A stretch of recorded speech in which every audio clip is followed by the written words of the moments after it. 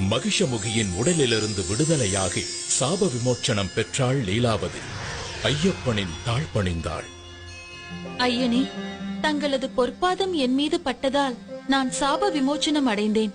இனி நான் தங்களுக்கே சொந்தம். என்னை ஏற்றுக்கொண்டு அருள் பாலிக்க வேண்டும். உன் விருப்பம் நிறைவேறாது.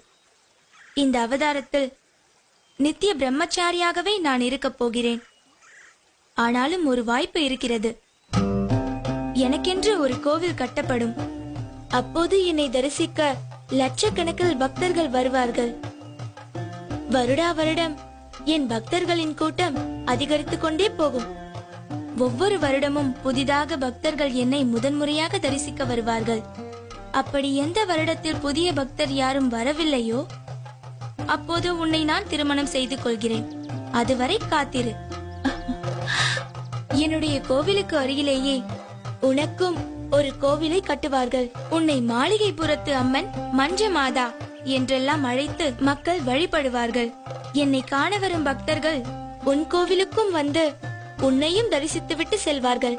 எனக்கு அருகிலேயே இருக்கும் நீ எந்த வருடத்தில் புதிய பக்தர் யாரும் என்னை தரிசிக்க வரவில்லை என்பதை கண்டு கொள்ளலாம். அதுவரை காத்திரு.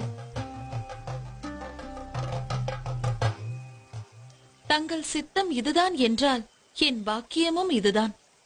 தங்களுக்கு சமமாக எனக்கும் ஒரு கோவிலினை கட்டி என்னையும் மக்கள் வந்து வணங்குவார்கள் என்று எனக்கு சரியாசனம் தந்த பரம்பொருளே, உம்மை வணங்குகிறேன்.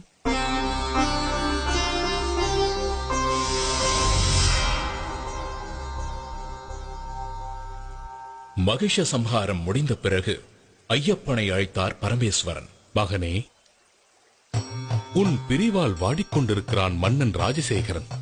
அவனை ஆட்கொண்டு முக்தி அளிக்க வேண்டும். அத்துடன் நீலிமலையில் சபரி என்ற பக்தை உன் தரிசனத்திற்காக காத்துக் கொண்டிருக்கிறாள். அவளுக்கு அருள் செய்து மோட்சம் அளிக்க வேண்டியது உனது கடமை. இதனால் அந்த பக்தையின் நினைவாக அந்த மலைக்கு சபரிமலை என்றே பெயர் வழங்கப்படும். அது மட்டுமன்றி அந்த சபரிமலையிலேயே உனக்கு கோவில் கட்டப்படும். ஆயுஷ்மான் பவ. மகிஷமுகியின் உடல் உயிரற்றதாக இருந்தாலும் மலை போல் வளர்ந்தது.